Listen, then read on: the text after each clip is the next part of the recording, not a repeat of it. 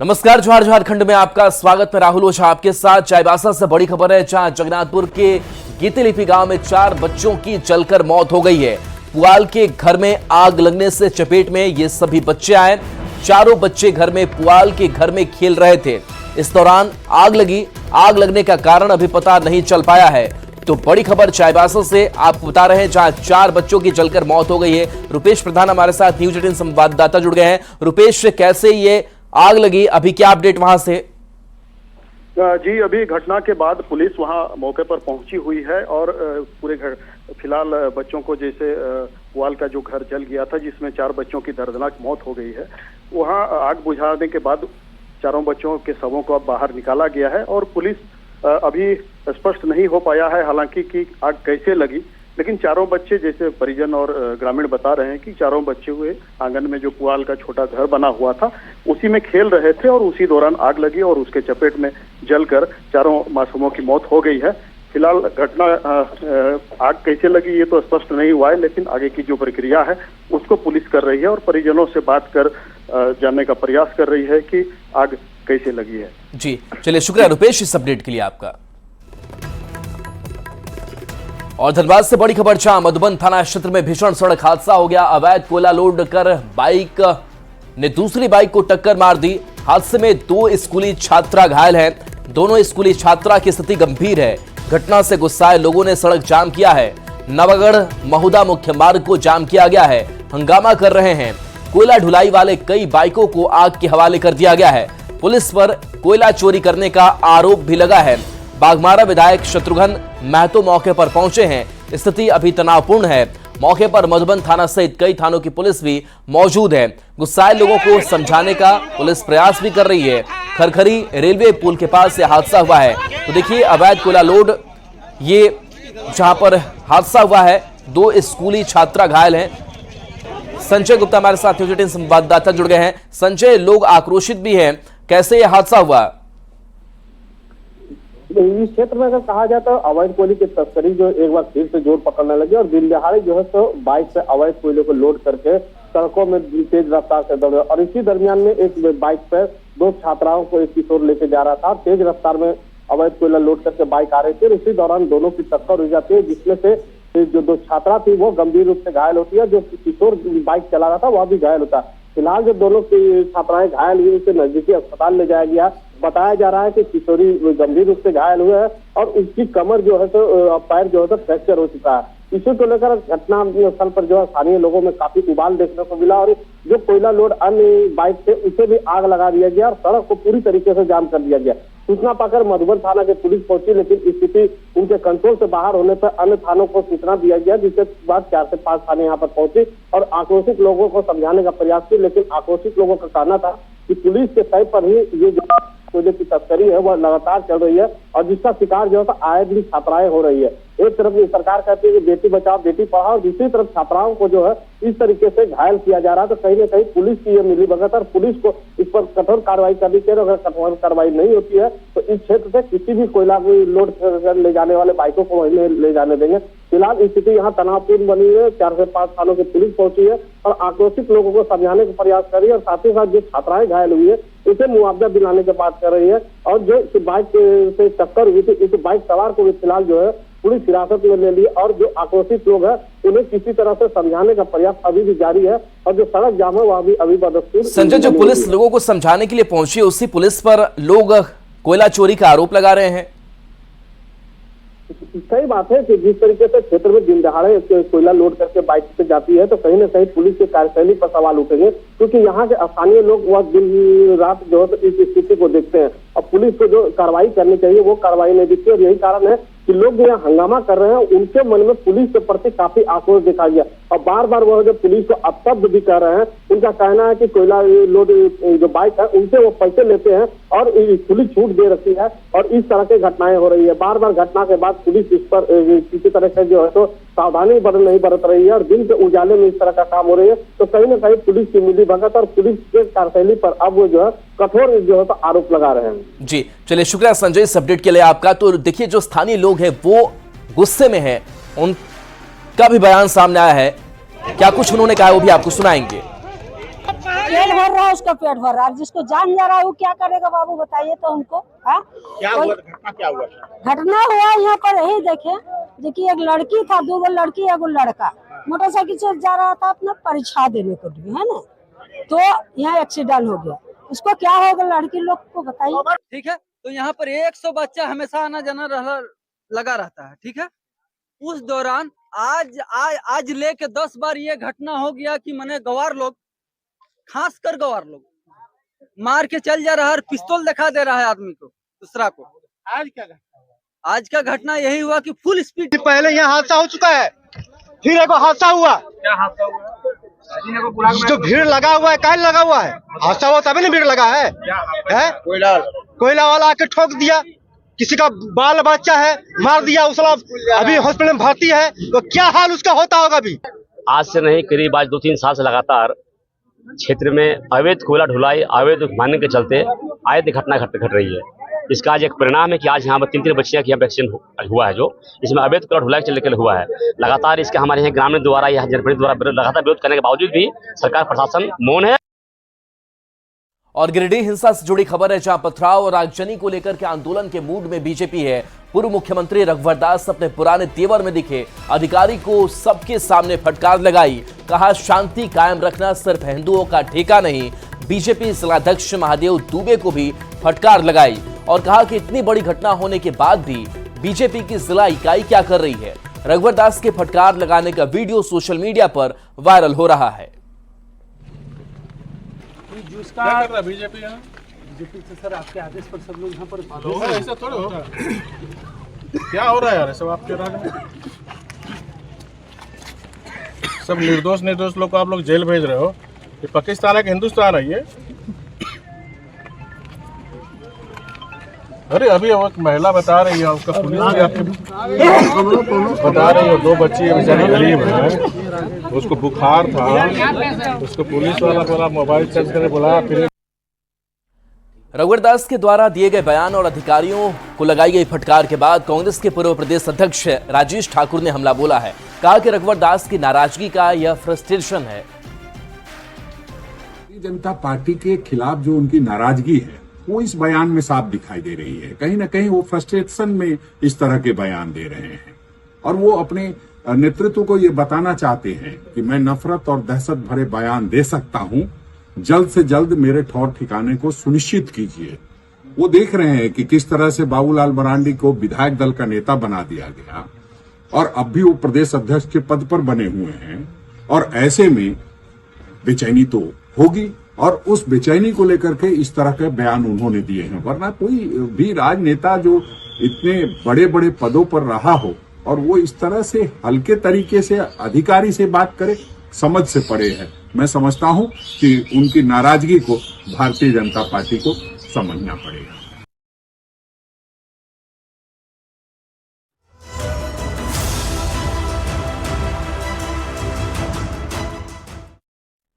और आज से बड़ी खबर, जहां नहीं थम रहा सीरम टोली में कौन फ्लाईओवर रैंप विवाद। फ्लाईओवर विवाद को लेकर के 2 गुट आमने सामने हैं। आदिवासी समाज ने चरणबद्ध तरीके से आंदोलन का ऐलान किया है। आज मंत्री विधायकों का पुतला दहन करेंगे। 21 मार्च को मशाल जुलूस निकाला जाएगा। 22 मार्च को रांची बंद का आह्वान भी किया गया है। तो रांची से ये बड़ी खबर, जहां देखिए जो सीरम टोली में कौन फ्लाईओवर रैंप विवाद है वो कम होने का, थमने का नाम नहीं ले रहा है। फ्लाईओवर विवाद को लेकर के 2 गुट आमने सामने है और इसको लेकर के आदिवासी समाज ने चरणबद्ध तरीके से आंदोलन का ऐलान कर दिया है। से रैंप को हटाने की मांग अब तेज होती जा रही है और उस मांग को लेकर अलग अलग जो आदिवासी संगठन है उनकी अपनी रणनीति है। हालांकि ये जो संगठन है 2 हिस्सों में बढ़ चुके हैं और ऐसे में आज हमारे साथ यहाँ कुछ लोग हमसे जानेंगे कि आप लोग किस संगठन से हैं। हम लोग न्यू गार्डन टोली सरना समिति से। तो क्या मांग कर रहे हैं आप लोग? हम लोग का मांग है कि आज जो पुतला दहन का तैयारी है हम लोग का 3 बजे से, उसमें से आधा कोई चाह रहा है कि हम लोग ना हो, पर हम लोग चाह रहे हैं कि जब मांग हम लोग का पूरा नहीं हो रहा है तो हम लोग पुतला दहन क्यों नहीं करें। तो क्या मांग आप लोग क्या चाहते हैं? हम लोग चाह रहे हैं कि ब्रिज हम लोग का हट जाए, रैंप हम लोग का यहाँ का रैंप हट जाए, यहाँ से रैंप हट जाए और हम लोग का शोभा यात्रा अच्छी तरह से आए। यहाँ यहाँ कोई भी मतलब हादसा ना हो, यही इसी का मांग हम लोग सरकार से कर रहे हैं, लेकिन सरकार अभी तक हमारी सुन नहीं रही है। इसीलिए आज हम लोग पुतला दहन का कार्यक्रम रखे हैं, जो इसी फ्लाईओवर का रैंप से निकाला जाएगा। यहाँ से अल्बर्ट टेक्का चौक तक जाएगी। अल्बर्ट टेक्का चौक में वहाँ पुतला दहन का कार्यक्रम रखा गया है। ये आप लोग जो मांग कर रहे हैं, तो क्या इस मुद्दे पर भी संगठन बटा है? कई संगठन, उनकी एक का संगठन का कहना है कि नहीं, जो है जो रैंप है वो सही है, कहीं कोई दिक्कत नहीं उससे। नहीं, जो संगठन जो बटा हुआ है वो नहीं चाहते हैं कि रैंप हटे, क्योंकि उसको पता नहीं है कि यहाँ कितने भीड़ आते हैं। उनको पता है कि पता नहीं है कि यहाँ कितने भीड़ आते हैं। हम लोग का देखा हुआ है हजारों लाखों का भीड़ आते हैं, जो कि आज इतना बड़ा भवन बन गया। और भवन दोनों गेट के सामने जो है, दोनों गेट के सामने जो रैंप जो है, रैंप को हटा देना चाहिए। और एक गुट नहीं चाहता है कि ये सरहुल के बाद हटे। वो हमने लिखित भी दिया है, ये है ना, ये लिखित भी दिया हम लोग भोरजन को 2022 से ही हम लोग लिखित दे रहे हैं, जो कि उस मतलब सरकार इसको नहीं सुन रही है। हम लोग कई बार मुख्यमंत्री को भी दिए, जा करके मिले भी, वो कहते हैं कि हमारे संज्ञान में नहीं है। तो देखिए, ये आदिवासी जो समाज हैं, जो संगठन ये मांग कर रहा है कि इस रैंप को हटाया जाए, उसका ये कहना है कि सरहुल के दौरान जो अलग अलग अखड़ों के झंडे जो लोग आते हैं, यहाँ पर काफी भीड़ उमड़ती है और इस वजह से रैंप को हटाने की मांग कर रहे हैं। अब ऐसे में देखना यह है कि वास्तव में इस रैंप को लेकर अब क्या फैसला होता है। कैमरामैन प्रभाकर के साथ संजय कुमार सिन्हा, न्यूज़ 18 रांची। तो रांची में सिरमटोली फ्लाईओवर रैंप विवाद मामले को लेकर के कांग्रेस विधायक रामेश्वर उरांव से बात किए संवाददाता संजय सिन्हा ने। रांची में सिरमटोली फ्लाईओवर के पास रैंप हटाने की मांग को लेकर आंदोलन लगातार तेज होता जा रहा है और आंदोलन की इसी भीड़ में कांग्रेस विधायक पूर्व मंत्री रामेश्वर उरांव भी पहुंचते हैं और उन्होंने वहां पहुंचा लोगों से क्या बातचीत की, हम सीधे जानेंगे। तो लगाव शुरू से मेरा रहा मानस, सिरमटोली से मैं ट्राइबल हूँ। ट्राइबल की जितने भी फेस्टिवल होते हैं, खाली उरांव मुंडा का नहीं, संथाल का बाहा का भी मैं पटना में था, तो जो ऑर्गेनाइज करते थे संथाली भाई पटना में, मैं एकदम निश्चित रूप से रहता था उनके साथ। तो भी हमारा है कि हमारा फेस्टिवल है, त्योहार है हमारा, तो हमको अच्छा लगता है शामिल होना। हम लोग सभी शामिल होते हैं। इतना बड़ा जुलूस निकलता है। दोष है इंजीनियर्स का, जिन्होंने ड्राइंग बनाया इसका, जो मैं बनाया रोड का। उनको ध्यान देना चाहिए कि यहाँ आस्था का केंद्र है आदिवासियों का, उसको किसी तरह से नुकसान नहीं पहुंचना चाहिए। उसमें आने जाने का रास्ता बना रहना चाहिए और तब रोड बनने से किसको रहे, किसी को तकलीफ नहीं है।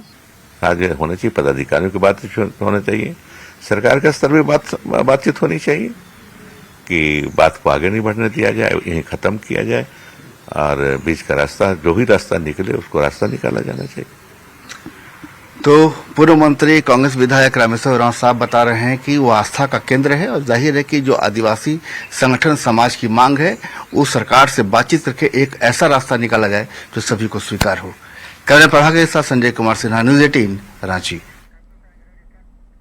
और धनबाद से बड़ी खबर है, जहां बलियापुर में आदिवासी परिवार ने ईसाई धर्म अपनाया है। गांव में तनाव का माहौल है, सामाजिक बहिष्कार कर दिया गया है। पिता ने बेटे, बहू, पोते संपत्ति से बेदखल कर दिया है। मामले को लेकर गांव में कई बार बैठक भी हो चुकी है। समाज के लोगों ने सुखलाल और उसके परिवार से सरना धर्म में लौटने की अपील की, लेकिन सुखलाल हांसदा ने पंचों के समक्ष ईसाई धर्म को में ही अपना जीवन व्यतीत करने की बात कही। इस पर समाज ने उनके पिता विजय हांसदा और उनके सगे संबंधियों के साथ साथ बैठकर सुखलाल और उसके परिवार को गांव से बहिष्कृत करने की घोषणा की। सुखलाल हांसदा के परिवार के साथ साथ उसके ससुराल वालों को भी समाज से बहिष्कृत कर दिया गया है। क्या किया धर्म परिवर्तन करने के लिए? क्रिस्तान धर्म में जो गए तो कोई दबाव दिया था आपको? खुद से चल गए पूरा परिवार? मेरा बीमारी हुआ था। मेरा अचानक बच्चा मर गया। मेरा भी तबीयत फिर खराब हो गया था। इसीलिए हम घर में पैसा मांगे तो उसमें भी नहीं दिया। मेरा अचानक खरीद कर तो इधर उधर भटक रहे थे, इसीलिए मैंने धर्म परिवर्तन। तो क्या क्रिस्तान धर्म में गए तो वहाँ क्या पैसा आपको मिल रहा है? वहाँ पैसा मिल रहा है? पैसा ऐसा कुछ नहीं मिलता है, ऐसे ही चल गए? ऐसे ही अपनी मर्जी से। उतना हम नहीं जानते हैं। आपका बेटा धर्म परिवर्तन किया है? हाँ। आज पंचायती में बैठे हैं, क्या कुछ फैसला हुआ? फैसला नहीं तो फैसला बोलता है हम नहीं धर्म में नहीं आएंगे, अपने धर्म में वो चला गया, क्रिस्तान धर्म में चल गया। कितना दिन हुआ ये? 1 साल बोल रहा है। 1 साल। तो आप लोगों को पता नहीं था कि धर्म परिवर्तन किया? हमको पता नहीं था। हम लोग पंचायत में बैठे हैं या पंचायत में हम लोग फैसला लिए कि हम लोग बहुत कोशिश किए, विजय हंसदा का बेटा सुखलाल हंसदा और उनका परिवार बच्चा सभी ने धर्म परिवर्तन कर चुका है। इसलिए विजय हंसदा हम लोगों को बताया और हम लोग इसको लेके मंथन किए, बहुत सोच विचार, बहुत समझाए बुझाए, लेकिन अपना धर्म में, अपना संथाल सरना धर्म में आने का ये नहीं लिया। और अगली खबर मौसम से जुड़ी हुई है। हजारीबाग में मौसम ने करवट ली है। शहर और ग्रामीण इलाकों में हल्की बारिश के बाद तापमान में गिरावट दर्ज की गई, जिससे लोगों को गर्मी से थोड़ी राहत मिली है। वहीं बारिश होने की वजह से किसानों ने भी राहत की सांस ली है। मौसम का हाल बता रहे हैं संवाददाता सुशांत सोनी।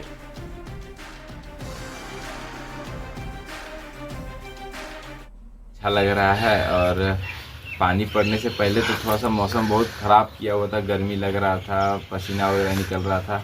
अभी मौसम चेंज किया, उसके बाद पानी दिया और अभी भी जैसे देख सकते हैं कि मौसम तो ख़राब किया हुआ है, लेकिन पानी पड़ा तो थोड़ा सा राहत लग रहा है और हो सकता है शाम तक फिर से पानी दे दे। देखिए, हजारीबाग में लगातार गर्मी का प्रकोप देखने को मिल रहा था। ऐसे में जो है आज हल्की बारिश होने से लोगों को गर्मी से थोड़ी राहत जरूर मिली है। बता दें कि अगर ग्रामीण क्षेत्र की हम बात कर ले तो ग्रामीण क्षेत्र में लोगों के द्वारा यानी किसानों के द्वारा जो है तिलहन फसल लगाई गई है। इसके साथ ही गेहूं का फसल लगाया गया है। सिंचाई के अभाव में जो है फसलों को नुकसान पहुंच रहा था, तो यह बारिश होने से जो है कहीं ना कहीं फसलों को भी जो है अब वो फायदा होगा। इसके साथ ही जो लोग गर्मी से जो है काफी परेशान नजर आ रहे थे, अब उन लोगों को जो है थोड़ी राहत जरूर मिलेगी। आज की मौसम की बात करें तो मौसम ने जिस तरीके से करवट लिया है, आसमान में बादल छाए हैं, तो ऐसे में जो है लोगों को गर्मी से थोड़ी राहत मिल रही है। इसके साथ ही जो है मौसम सुस्त और सुहाना देखने को मिल रहा है। सुशांत सोनी, न्यूज़ 18, हजारीबाग। देवघर में मौसम का मिजाज बदल गया। आज काले बादलों के साथ शहर में झमाझम बारिश होने लगी। इससे लोगों को भीषण गर्मी से राहत मिली, तो वहीं किसानों की चिंता बढ़ गई है।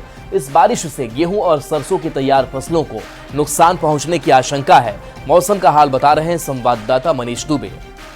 काफ़ी गर्मी बढ़ी थी, वहीं आज सुबह मौसम ने करवट ली है। आसमान में काले घने बादल हैं, साथ ही साथ बूंदाबांदी बारिश भी हो रही है। और इस बारिश, आप इस वक्त की तस्वीरें देख सकते हैं कि गेहूं की फसल है। हालांकि अभी नुकसान नहीं हुआ, लेकिन थोड़ा बहुत नुकसान ज़रूर है। यहाँ असर तो पड़ेगा, थोड़ा सा जो है कटी नहीं हुआ है, वो भी सब आंकुर आ रहा है और ख़राब भी होते जा रहा है। मौसम में पानी डूबते जा रहा है और इसके बाद में उसमें आंकुर आ जाएगा तो फसल तो बर्बाद हो जाएगा ना। और मेन जो फसल है वो थोड़ी सी ज़रूर बर्बाद हो रही है, लेकिन गर्मी जो थी उससे ज़रूर लोगों को राहत मिली है। लेकिन किसानों के लिए ये बारिश थोड़ी ज़रूर नुकसानदायक है। मनीष दुबे, न्यूज़ 18, देवघर। होली के बाद अब लोगों के लौटने का सिलसिला जारी है। ऐसे में ट्रेनों में जमकर भीड़ देखने को मिल रही है। रांची पहुंची पटना हटिया एक्सप्रेस में भी भीड़ देखने को मिली। टिकट कंफर्म नहीं होने की वजह से लोगों को जनरल बोगी में यात्रा करनी पड़ रही है, जिसकी वजह से लोगों को काफी परेशानी हो रही है। रांची रेलवे स्टेशन से ज्यादा जानकारी दे रहे हैं संवाददाता संजय कुमार सिन्हा। होली के बाद अब लौटने का सिलसिला शुरू हो चुका है और हम इस समय राजधानी के रांची रेलवे स्टेशन पर जहां देख सकते हैं कि पटना हटिया ट्रेन इस समय आई है। लगातार पटना से जो लोग रांची लौट रहे हैं, होली मनाकर लौट रहे हैं और ट्रेनों में जिस तरीके से भीड़ उमड़ रही है, वो नज़ारा आप देख सकते हैं कि बहुत सारे ऐसे लोग हैं जिन्हें वापसी का टिकट नहीं मिल रहा है, लेकिन वो लोग ज़्यादा राहत और सुकून ले रहे हैं जिन्होंने अपना रिजर्वेशन पहले कंफर्म करा लिया था। ट्रेन में कोई परेशानी, बहुत ज़्यादा भीड़ होगी?